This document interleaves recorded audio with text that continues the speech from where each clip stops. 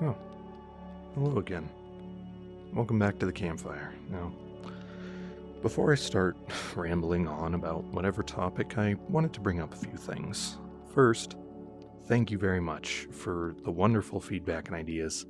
I'm very happy to see that mental health is finally a topic that is being talked about without all the fear and censorship that so commonly surrounds it.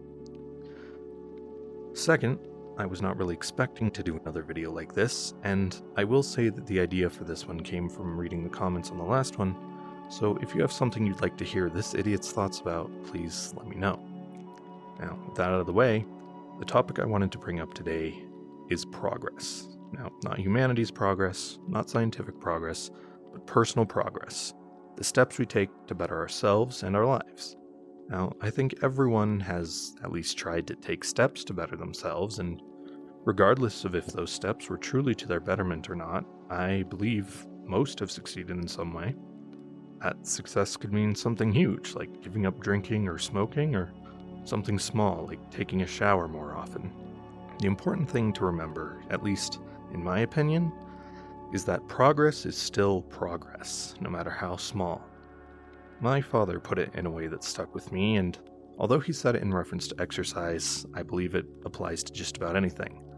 No matter how slow you go, you're still doing laps around the people sitting on the couch. Now, that person who is sitting on that metaphorical couch could be you, could be someone else, but the truth of that statement remains. No matter how little progress you think you've made, it's infinitely more than the no progress you would have made doing nothing. Take, for example, this. Small little thing, doing a motion track like that, right? You'd think after 3+ years of editing I could do that with my eyes closed, but the truth is, I only learned how to use automated motion tracking in the past week. Up until then, I would go frame by frame and move things around manually. It was terrible.